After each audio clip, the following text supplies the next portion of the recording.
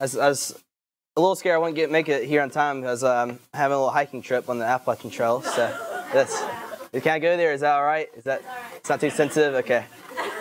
Okay. Well, before I start tonight, I'd like to tell a short story. It's one of my favorite parables. It's called the story of the lion and the cheetah. And it starts out where a lion and a cheetah were arguing in the jungle, and they're trying to decide who truly is the king of the jungle. And so they decide they're going to decide who the king of the jungle is by having a race, and whoever wins is going to be the king of the jungle. So they take off, and they're running like a lion and cheetah do. And, of course, the cheetah wins by a mile. And so the lion catches up, gets to the end, and he points at the cheetah. He goes, "Hey, man, you're a cheetah." And the cheetah says, "Nah, man, you're a lion." So that's I've heard that in order to give a good speech, you have to start out with a short joke or anecdote, because I figured that would start out. It's not at all relevant to what I'm talking about tonight, but so I wasted a few seconds of your time there. About 2.5 years ago, I decided I was very curious about one particular question. It was a subject or a question, and that was, I noticed that what sociologists call social stratification is that in any society, in any industry, there are some people that inherently are a lot more successful than others in any industry, in any society. Some people succeed, some fail. There are always winners and losers, and I became, very curious about that. Not necessarily, trying to become the next Bill Gates or whatever, but basically just because I thought it was kind of an interesting subject. And so I started to study many different subjects that would try to, help answer that question for me outside of school. And so I devoted, hundreds and hundreds of hours towards studying those subjects. Such things as marketing, metaphysics, sociology, psychology, sales, or anything else that might contribute to that. And from that, I've drawn, a lot of different conclusions. I've tried to narrow that all down into one specific subject. Bless you, sir. Grandpa. Bless you. I tried to narrow that all down into one specific subject that would be more pertinent, more apropos to the wedding industry tonight. And that is nonverbal communication. So you ask, what is nonverbal communication? Then I'll hit the next slide. And I'll tell you, nonverbal communication is actually half of what we say. Communication experts tell us that, of all the messages that we convey to someone we speak with, half of those messages are made up of words that we actually use, and the other half is made up of nonverbal communication, meaning that quite literally, your words are only half of what you say. It's kind of astounding that, in public education, we study verbal communication. We study, word usage in English, for about 12 years, but we never really touch on the other side of it. So it's kind of, astounding that, we put so much emphasis on studying this one half of communication, say, maybe on one side of the circle there, but then the other side of the circle we never really touch on. And so that kind of, is what I'd like to talk a little bit about tonight. A few years ago, I was reading a sociology textbook, and I came across a principle that was really astounding to me. It really kind of flabbergasted me for a SAT vocab word there. And that was the Pareto principle. It's the 80-20 rule.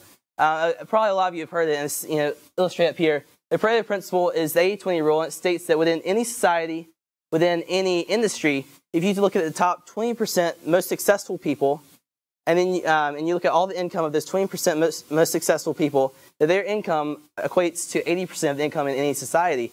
And that means if you look at the bottom 80% of less successful people, all their income, all combined together, only equals 20% of the income without the whole market. And when you continue to do the math and you actually algebraically work out the 80-20 rule, you found out that the average person in the top 20% most successful people in any society, in any industry, is 16 times more successful, has 16 times the amount of wealth, 16 times the amount of success than the bottom 8% on average. And so it kind of popped out at me because I thought about it, and if you look at it critically, you can say that it'd be absolutely possible for someone in the top 20% to be born with 16 times natural inclinations, natural abilities as someone in the bottom 80%. And you could say, the question would be, would it be possible that someone in the top 20% would be born with 16 times the intelligence of someone in the bottom 8%?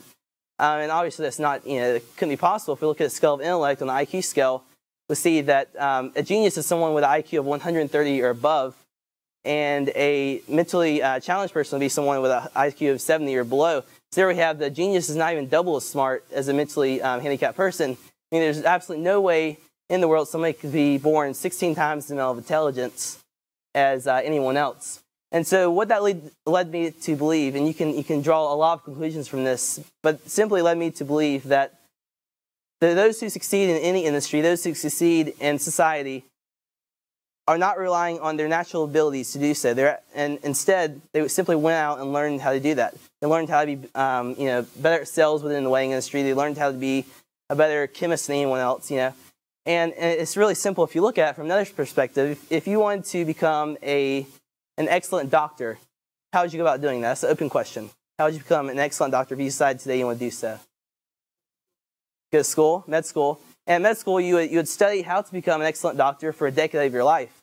Then again, if you want to become an excellent teacher, how would you do that? You go to school and you study how to become an excellent teacher for 4 or 6, however many years. So when you look at how to be a good salesperson, how to communicate clearly with brides, what your product and what your service is, the natural suggestion there is maybe that you want to study it. Maybe study to become better at it. And unfortunately, it seems that a lot of people maybe make a few suggestions or maybe make a few observations, and no one sits down and scientifically studies the art of selling to brides, the art of pushing your message to brides very clearly. Before we go on, I'd like to ask, before we actually get into the nonverbal part, I'd like to ask just one favor of everyone in the room, and I hope this isn't too intrusive. I'd like to ask that no one cross their arms or legs during the whole presentation. Is that all right? I'll explain that more in depth later, but basically, in short, if you cross your legs and arms during any type of situation, you're blocking out information coming towards you. You're seeing a signal to your subconscious mind that is saying, whatever this is, I need to protect myself from it. I need to block out whatever's coming towards me. So if you keep your body language fairly open for the remainder of this presentation, you'll inherently retain more information. So now getting into the subject of nonverbal communication. One reason why is very important, and actually I think I skipped a slide there. One reason it's very important is that I mentioned earlier that words are only half of actually what we say. But on the other hand, we have nonverbal communication, and communication experts tell us that while words actually send information to people we are speaking to, nonverbal communication is what negotiates interpersonal attitudes, meaning that it negotiates how people feel about you when you talk to them. If you stand there and talk to them like this, you can say all the right things, then give off the wrong vibe. Another thing is, specifically the reason I chose this is that we're dealing with brides in the wedding industry. Most of the time we're talking to brides, selling to brides. And what are brides? Women. There you go. Brides are women. Researchers tell us, as it shows, females are 3 times, it doesn't say it there, females are 3 times more perceptive to body language than males are. So there we have it, that we're focusing on this one half of communication, the words. Then our market is more perceptive to the other side of communication, but we're missing the whole boat there.